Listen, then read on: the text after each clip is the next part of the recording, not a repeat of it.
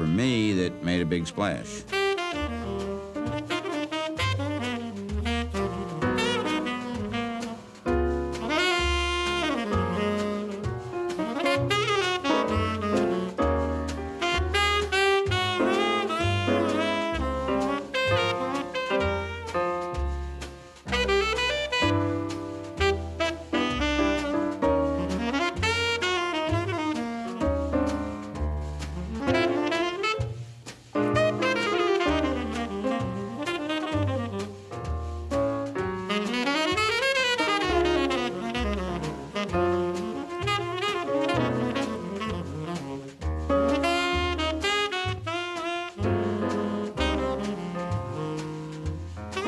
We lived in a very, very tiny apartment in the beginning, and I know we spent a lot of time in the bed together, all four of us. It was remarkable. I could lay in the bed with my dad until I was about 10 years old. I mean, anytime you might walk in the house and you might find all four of us on the bed playing cards, or because my father and mother were big on games. They liked to play all kinds of card games, you know, all the time. And of course, you know, Thelonious was excellent ping pong player and absolutely extraordinary pool player.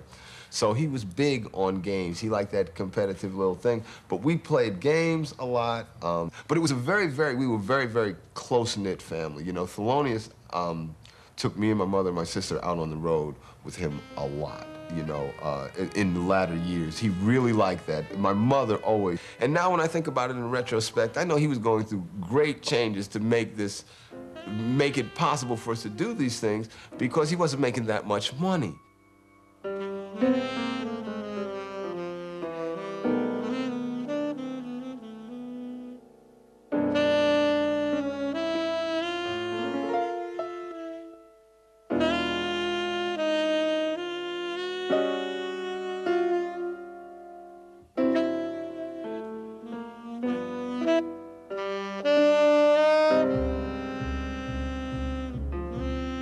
I met Nika in about 1954 or 55, and I've always thought of the Baroness as being possibly the only example in our times of sort of the modern version of the medieval patron of the arts. I mean, I think she was a true patroness and was extremely helpful to quite a number of musicians, of whom, you know, the most notable were Bird and Monk. All the musicians would always go to her place and whatnot. She'd always be around. I think perhaps that the Baroness realized what a genius this man was, you know, and probably just, she had that sense, that timing, to realize that this was a master. And maybe that was the contribution that she was supposed to make.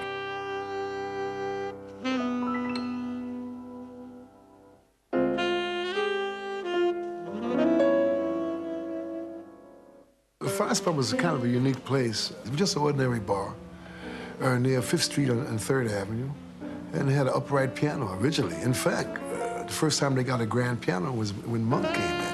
And I don't know what it was about this place. It just had a certain kind of spirit. It certainly wasn't the most beautiful club in the world. It was just about as basic a bar as you could find. And it just became the place. And Monk was very popular there. First time I saw Thelonious was the old 5 Spot. It was the band with John Coltrane, Shadow Wilson, and Wilbur Ware. And I guess this was the most awesome quartet that I'd heard in my life. Going there from 9 to 4 every night that they worked. I was sitting in there or standing outside listening to 4 great musicians. Really fantastic for me.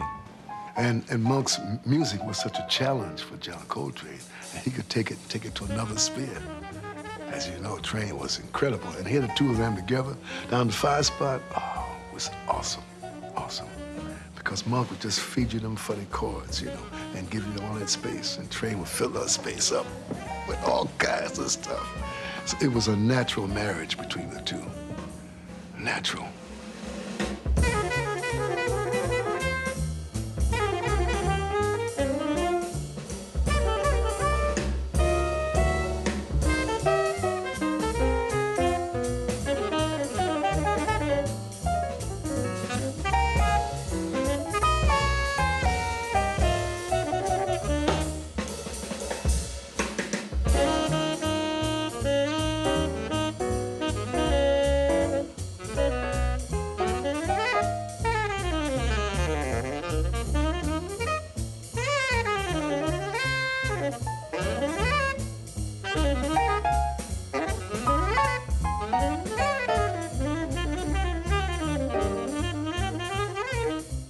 Look here.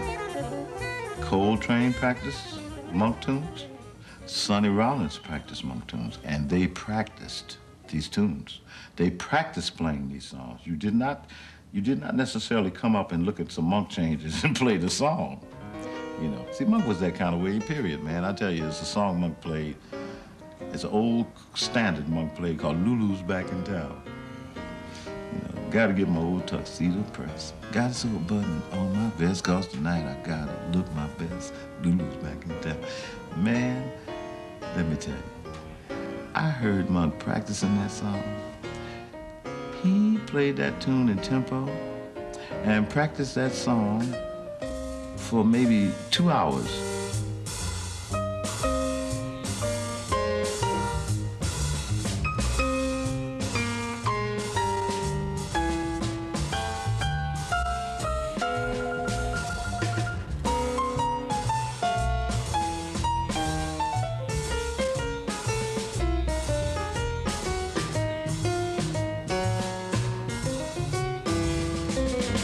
The average pianist, I doubt if there's a pianist. I know myself, if you could sit and play a tune yourself in tempo and do it for an hour, I don't think there are too many cats that can do it.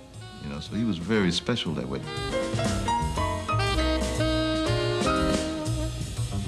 The most exciting moment for me with Monk came at the Vanguard. It was one day when he refused to play any of his songs. And so he played all standards. And then, that's when one really knew the truth about Monk then. What was it? Ugh. See, it didn't matter what Monk played. I saw Monk sit down at the piano and read a sheet of music, note for note, and that sounded like Monk. You see?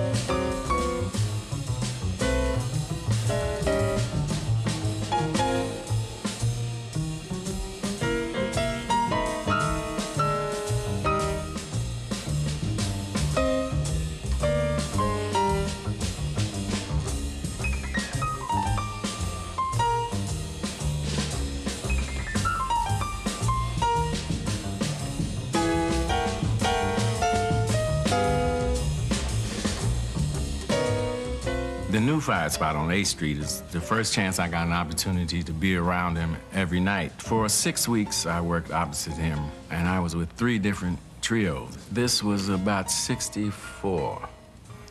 So Thelonious came in the room after the 3rd week he was there. No, the 6th week we were there, the last week. And he looked up at the stage, and I'm working with the new, so he walked over me and said, "Who the hell are you, the house drummer?" And kept going. And that was the first words he had spoken to me for 6 weeks. So that Monday, we closed on Sunday, and that Monday, I got a phone call about 8 in the morning saying, "We'd like you to come down to Columbia because Mr. Monk is recording, and we'd like you to come down." I hung up. So the phone rang again, and he said, "Oh, this is no joke. We're down here at Columbia Studio waiting for you." So I went down, and there they were. So we did this date, which he never said nothing to me. Again, I walked in, he never said good morning, he said nothing. I put the drums up, and after I got everything set and he saw that I was ready, he started playing. He still hasn't said a word to me. So we finished this whole half an album, and while we listened to the playback, he walks over to me and said, "Would you like some money?" I said, "No, I'll wait for the check." He said, "I don't want anybody in my band being broke." So I said, "In your band?" He said, "Yes, do you have your passport ready?" I said, "No." He said, "Well, we're leaving Friday." And I was in the band.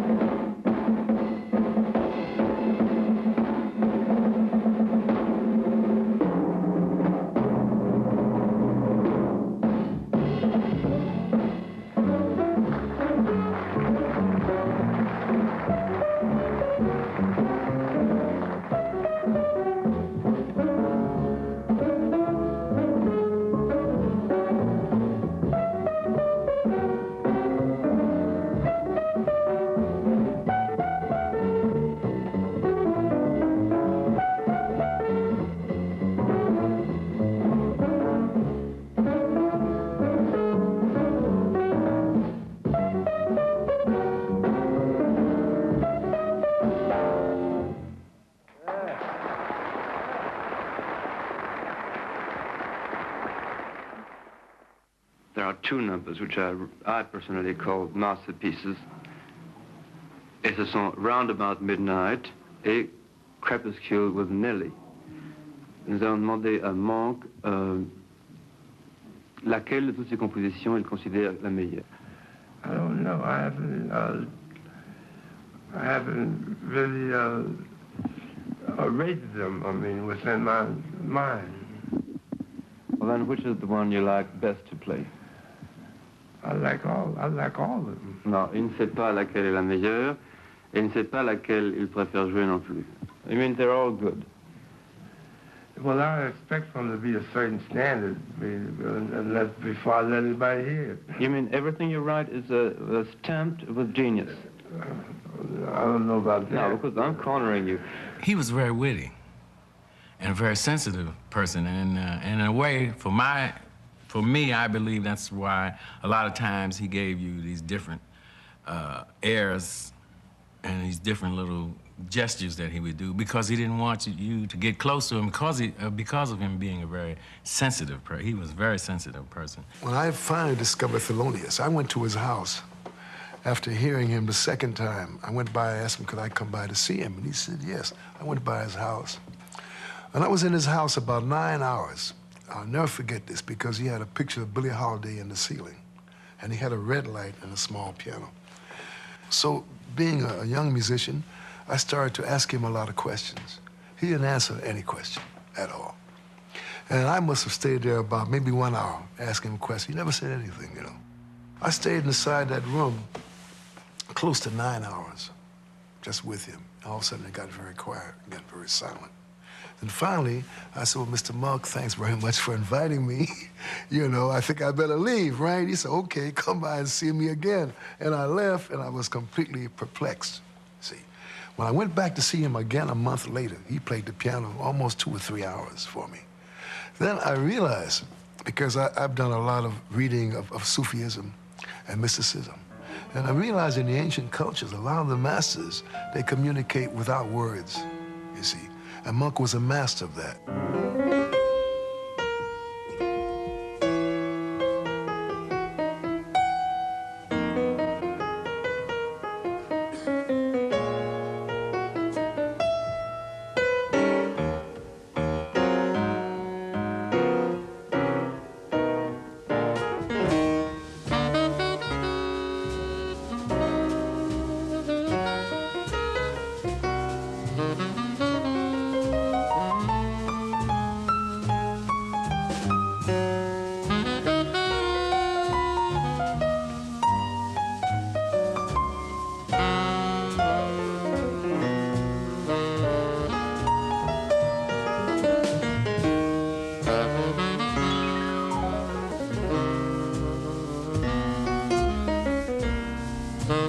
When I hear Monk play, it's like hearing Mahalia Jackson sing.